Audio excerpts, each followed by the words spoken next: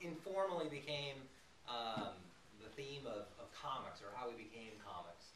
Because we're all comics tonight, and sometimes we have authors, sometimes we have playwrights, but tonight it's all comics. And I want to tell you the story of pretty much how this came about in a weird sort of way. I did a gig recently that reminded me of what it was like when I started as a comic 20 years ago.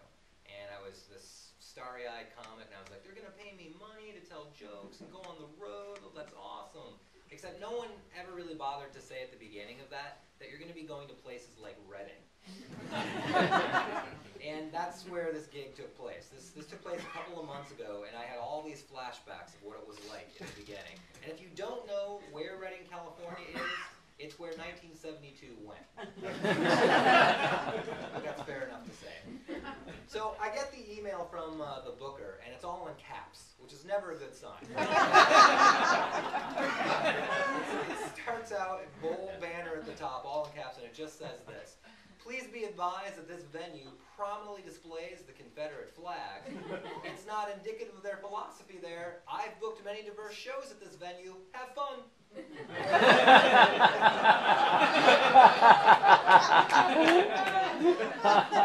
It's rare that you get a disclaimer like that. So I get to the gig, and I'm like, well, how bad could this be? Well, here's how bad it starts. I have not walked in the door yet, right? And there's a guy outside who's looking at me, and then he's looking at the poster of me in the window, then he's looking back at me, then back at the poster, and he finally puts it together that I'm going to be the comic. We've never met, but the first words out of his mouth to me are, you know, I can always tell when black people are around. Oh, shit. Yeah, so can I. They're black. What the hell is wrong with you? Are you a psychic racist? What did you just say? What does that mean? You just put a bed sheet on and don't have to cut the holes out?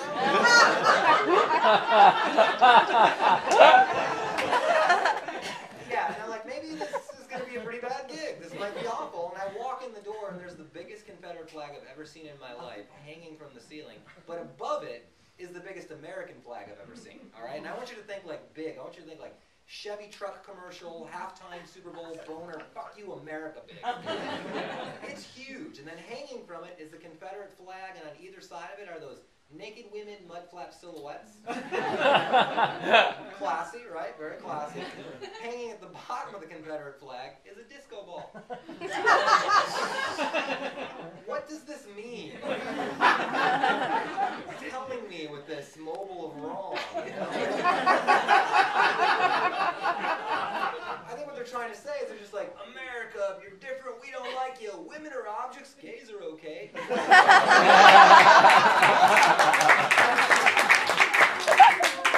And I doubt there was that much thought put into it. Right before I go on stage, the owner comes over and reminds me not to make fun of the Confederate flag. Let me tell you a secret. If you want a comedian not to make fun of something, don't tell him to make fun of it. Yeah. So about 15 minutes into this, I look up and I go, what's up, Dukes of Hazzard fans? And that was a mistake, I'm not going to lie to you. That's where the show effectively ended and the riot began. And I'm not exaggerating. I mean, people started throwing stuff, they were yelling, but they all did come together to hate me.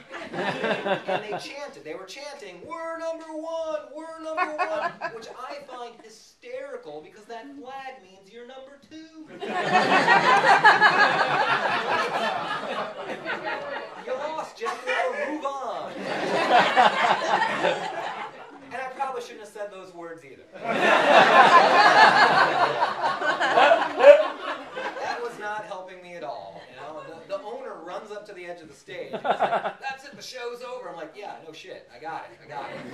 And I'm a curious guy, you know, and I love to ask questions. And I honestly can't believe that that is there. You know, I can't believe that no one's like, "Oh, that's wrong." So before I leave, I ask a cocktail waitress, and this will tell you everything you need to know about her. She had eyebrows the way all of us used to draw seagulls in the 3rd grade. I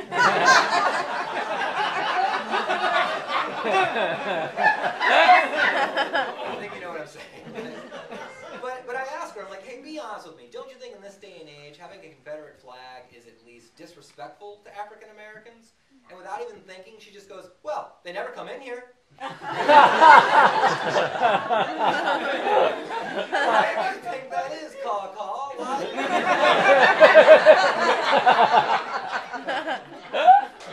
But the owner's like, you gotta go. I'm like, no, I'm going. Trust me. I have all the info I need now, right?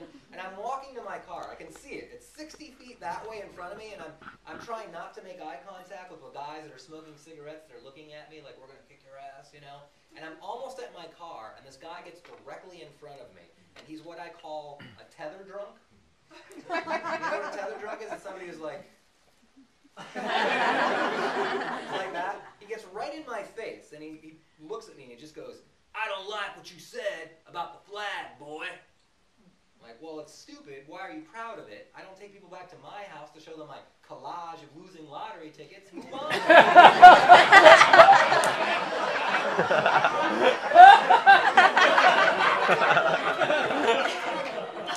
I probably shouldn't have said that. Because in his head, he's like, words challenged, must hit. You know, that's what I'm imagining the process was. You know? And he goes to throw the punch, but he's so drunk and he's so slow that all I have to do to avoid it is just go. And the fist goes past my head. He pulls it back and I just straighten up. And here's the beautiful part, because this guy gave me this moment and this line. He just looks at me after that and he just goes, all right, you're pretty fast, Matrix.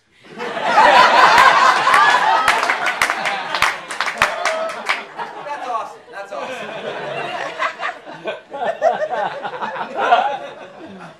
Now, to bring this sort of full circle and see what hopefully the comic is trying to do, you're trying to take things that happened in your life, you're trying to make them into something, make people laugh, and the way that a comic gets bigger is you get on TV, right? And more exposure and all that. So I took the story that I just told you and I filmed it and I sent it off to this one TV station that has been working with me back and forth. Well, we like this. Can you send us more? Well, we like this. Can you send us another joke? And I sent them that whole story, which I think is a pretty awesome, cool, weird little story. And they sent me this email back. Dear Joe, the producers and I think that this is really, really funny. However, we have a very broad audience and we don't wish to offend anyone. Now, if I'm reading this email correctly, what they're telling me is it's too soon to make fun of the Civil War. And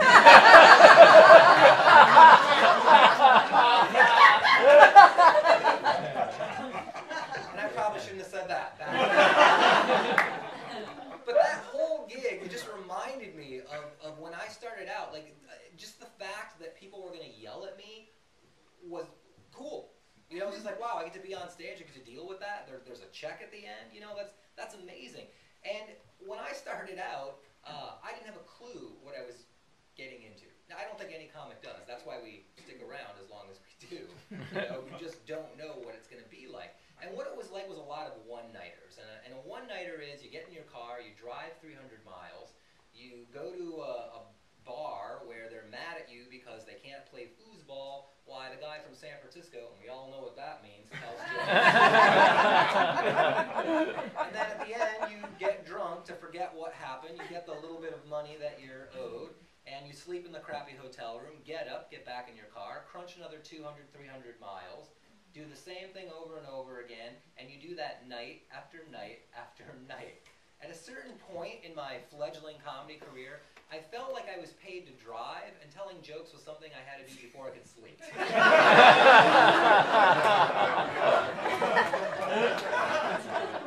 It was knocking the love out of it, right? And you're alone with your head in your car all the time. And I was broke. I'm a comic. I was broke. I didn't have a radio, right, most of the time. I was alone with my head. So finally I brought like a, a little radio to put it on there. And I vividly remember this. I was just about at the end of my rope. I'm driving around, I'm killing my car, I'm drinking way too much. I don't even care about trying to make good jokes anymore. It's just a lot of, what's up, rednecks? And they'd send me shots, and I'm like, okay, thank you. And then I don't remember what would happen most nights. I would just wake up and get back in the car and do it again. And I'm going through Washington State, which is eternally rainy, right? And I've been driving by myself in the rain, squinting through the gloom for 4 or 5 hours, trying to get to the next gig, and I remember, well, I've got a radio. I don't want to be alone with my head anymore. Let's turn it on. Now, have you ever had those moments where you feel like the radio is talking directly to you? I turn it on, and the first thing it says is, and I'm just driving, it just goes, do you ever feel alone? Do you feel like people don't get you? Well, then come to our comedy show tonight starring Joe Klocek. That was so depressing. The radio tried to cheer me up with my own show. And those people have no idea what I pulled off that night, right? Because I wanted to go up there and, and tell them honestly, like, hey, it's not great to be here tonight. I'm pretty damn near suicidal. I almost swerved in oncoming traffic. Let's do this shit so I can sleep. But you can't say that, right? At another point, I started to record myself, not to make my act better, like most comics would do. I had the portable recorder, right? And instead of bringing it on stage and, oh, that was a good joke, I'll try that again, I would get drunk, and as I would walk back to the hotel room, I would go, all right, you're in Coos Bay, Oregon. Tomorrow you need to be in right outside of Yellowstone Park, I think, and the name of the hotel is, well, it's on the stationery, and the cocktail waitress's name is Jean. All right. And I'd put that by the nightstand. When I wake up in the morning, the first thing I would do is reach over for it and listen to it just so I'd know where I was and where I had to go. And that's a great system if you remember to erase the previous day.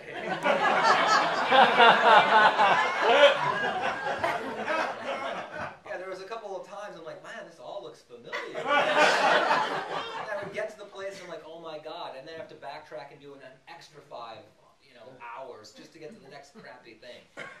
I was really starting to hate it.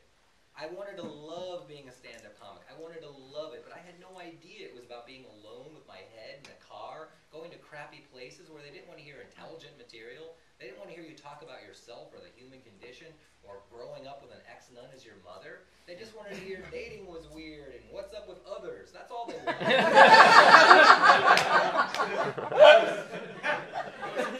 It was killing me. I was on my 3rd car, just destroying cars to get to these places.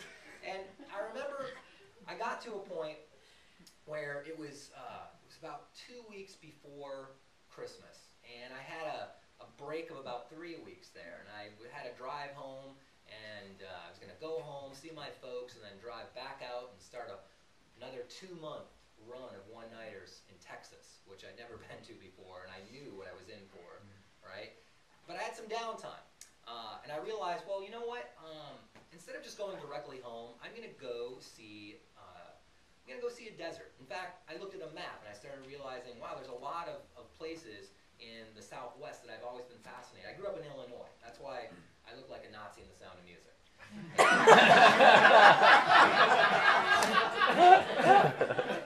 But I always had a fascination for deserts, So now I realize, well, I'm here. Instead of just driving around to the next gig, why not see some of this landscape that inspired my imagination as a child?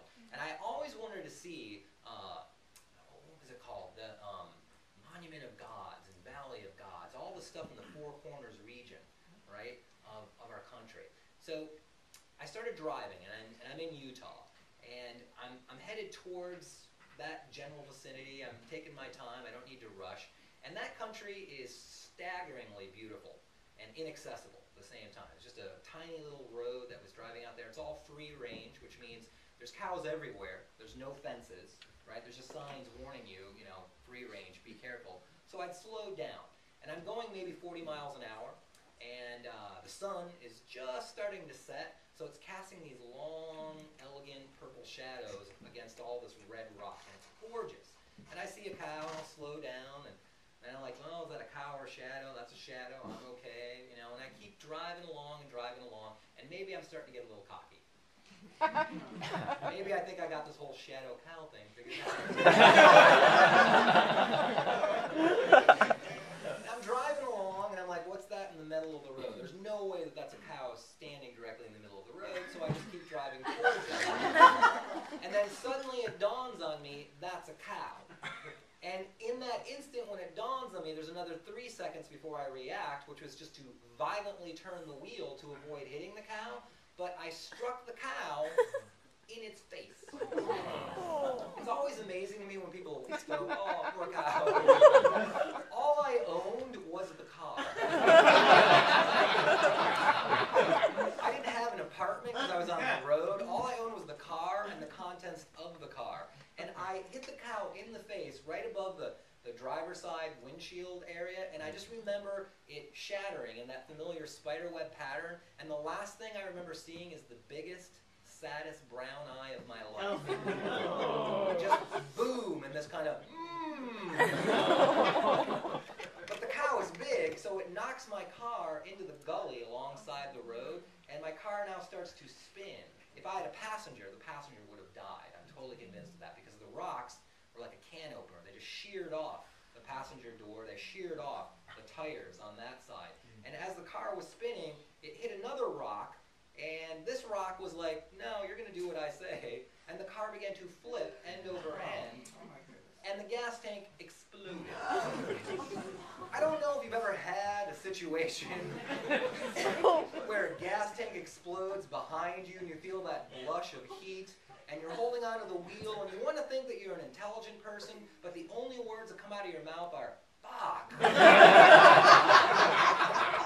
that's it, and that so disappoints me to this day. Because I really thought I was going to die. This was going to be it, and I would show up, and there's God, and he's just going to go, fuck, those are your last words? But it seems appropriate that those would be my last words in that instance, because the gas tank explodes, and the car starts flipping, and I should just tell you this, it comes to rest right side up, facing in the direction that I had just come from. And I always felt that was God or the universe or something, basically saying, you're not ready to see Valley of the God.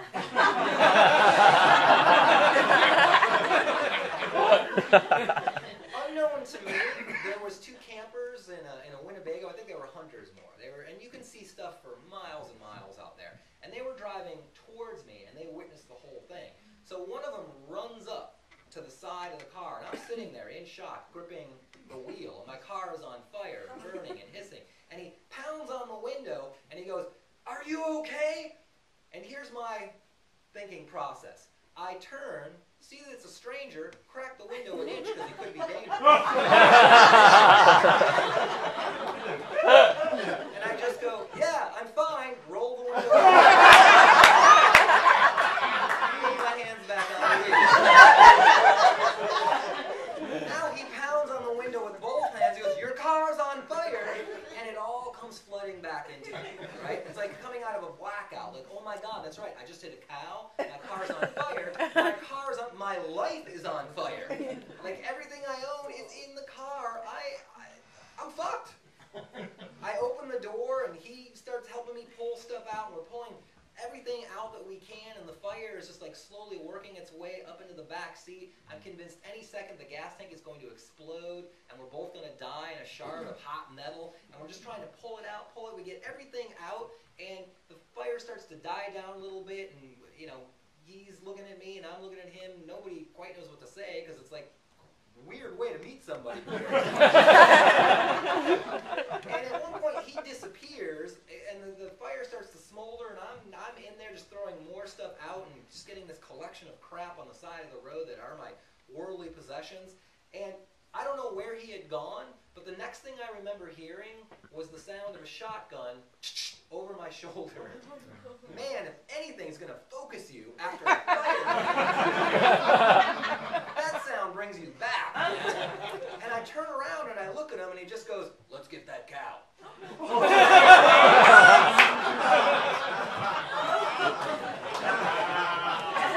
Dude, I'm not that vengeful, okay? I pretty much have lost everything. Shoot me, screw the cow. But he explains to me in his hunter way that if the cow has been wounded, we need to put it down. It's in pain. So we now have to go look for this cow, right? So we start walking down the road, and there's nothing out there, right? And here's when it dawns on me that this is not the first time this guy maybe's been in this situation, because I noticed that he has a flashlight duct taped to the shotgun.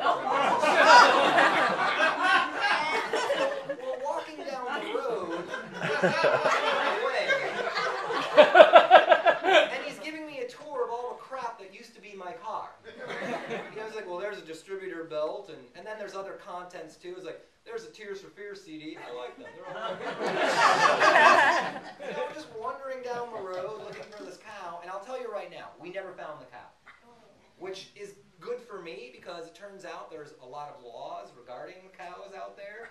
If I had found the cow and I was found liable for killing it or hurting it, that's $5,000 worth of meat I would have had to have paid for. Yeah. And I'd like to think to this day the cow lived and he got a great story out of it. You know? Because when you think about it from the cow's perspective, you know, it's just like, I'm in the road, there's a bright light, I feel a pain, I wake up in a field, I don't know what happened. You know, it's like he got abducted or something. We never found the cow, but what we did find in the center of the road was the biggest, freshest pile of shit. And it was like a cartoon, like you could still see steam, and like, and a part of me was like, good, you know? Yeah, I scared the shit out of you, didn't I? And here's where I have my first Zen moment of this unwanted spiritual experience that this ends up being. I drop to my knees and I start crying and I start laughing at the same time. I'm crying because I realize how bad of a situation I'm in, and I'm laughing because I'm having this awareness of what is actually happening. And I don't know if you've ever seen anybody cry and laugh at the same time, but it's, you know, it's just, it's crazy. It's crazy. And this poor guy, and I drop to my knees, right? This poor guy doesn't have a clue what to do, right?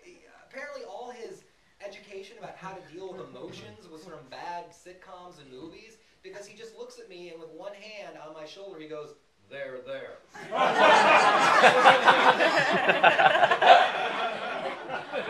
Which isn't so comforting when he's got a shotgun. But he's, you know, he's trying to comfort me and he's just freaked out by emotion. I'm like, no, don't you see it, man? Look. And I look back at the car and I'm like, that's a pile of shit, and this is a pile of shit.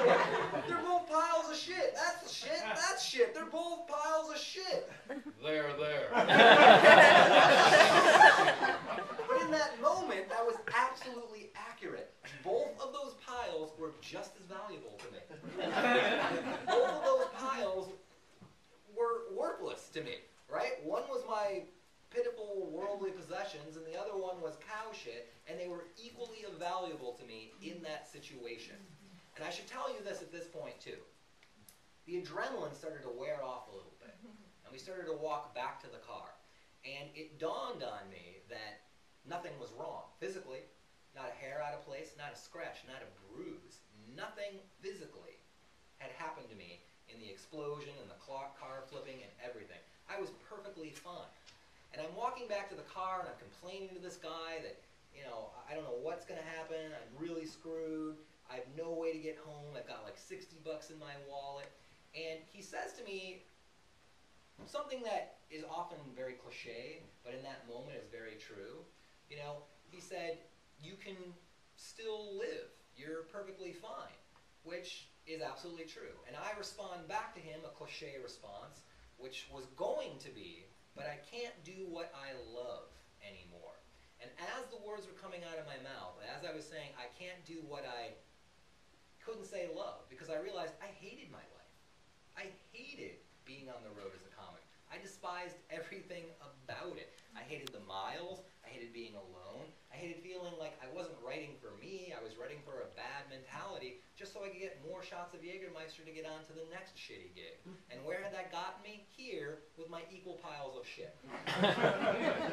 I was not a happy man at all.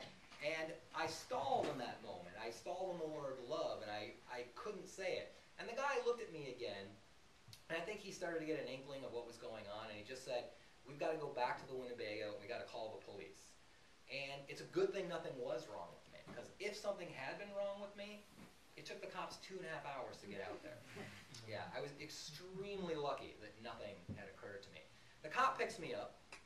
They clear off the wreckage of my car and the cow, and they take me back into Medicine Hat, New Mexico. And apparently, this has happened to other people, because when they bring me to the one hotel in town, they say to the woman behind the counter, he needs another stranger hit a cow rate. So they have a lower rate. So if you're in that part of the country, hit a cow, save some money. It's just a tip from me to you. Okay? I can't say I slept that night. I was just anxious. I literally had, after I paid for the hotel, I literally had $60 in my wallet. And that was another thing about being a comic on the road. That was poverty, man. That was poverty in America. And I don't know if anybody else can identify with that feeling of poverty where you open up your wallet and you see two $1 bills and you're so broke, but you're like, yeah, two, you know? Like, that's what it felt like all the time. Like, I'm going to have some money left over. And I didn't know what to do. And I'm going through the yellow pages, and I realized, well, there's a Greyhound bus station in Salt Lake City. Maybe I can hitchhike out to Highway 70, which will take me into Salt Lake City, and I can get on a Greyhound, and I can just get home and collect everything.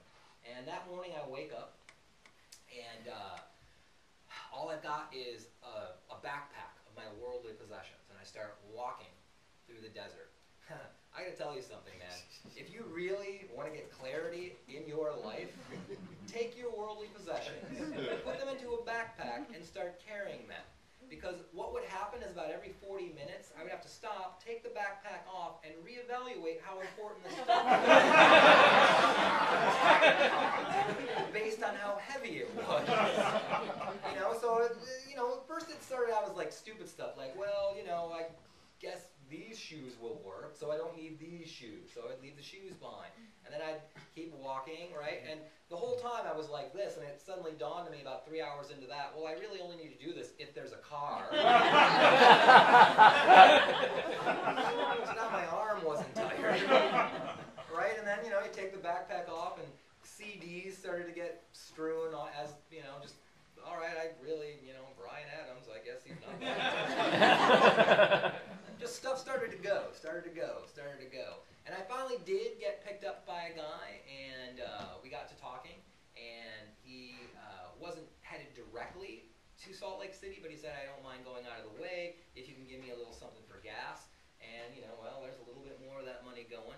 And he gets me into Salt Lake City, and I buy a bus ticket back home to San Francisco.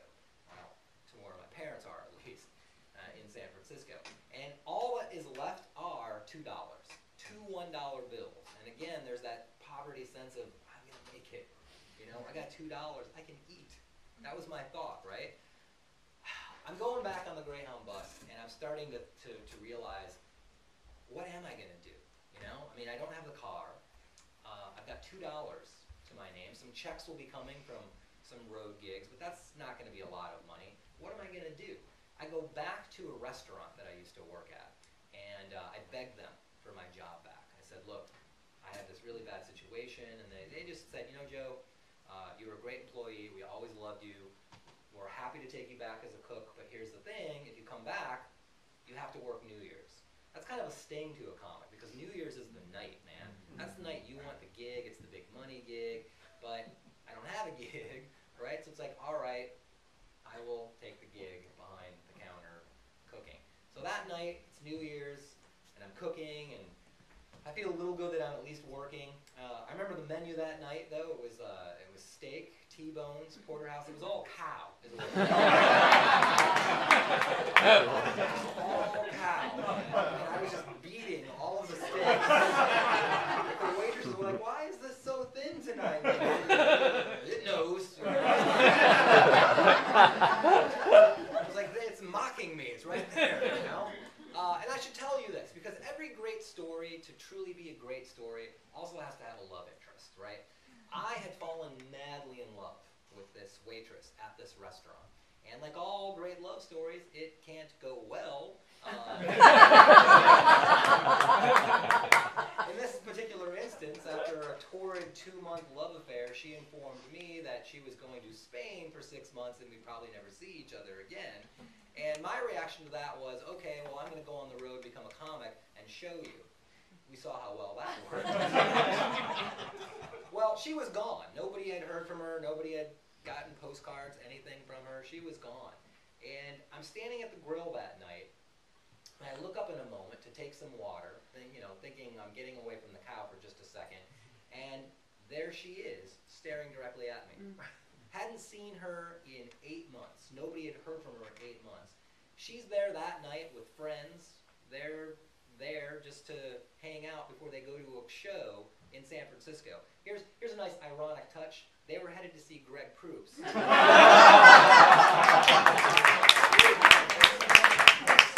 Honest to God, true. The Palace of Fine Arts in San Francisco, right? She was a huge comedy fan, and she's telling me this, and I'm just feeling like, I'd like to see Greg Proops. It was like such a horrible feeling. But here's what dawned on me. Because I got to see her, the next day we went to lunch. I got to ask questions and find out why things happened the way they happened. But none of that would have happened had I not hit that cow. And I wouldn't be here today, the comic that I was, had I not been trapped in San Francisco. And I think if there's a lesson at all in all of this, it's that sometimes what you feel like is a horrible tragedy in your life is really just a miraculous course correction. And I think if there is a God, that's how he works, because I'm stupid. I was going to stay on the road, being miserable, hating myself, and becoming an alcoholic, just continuing down that path, and God was just like, all right, you know what, cow? I'm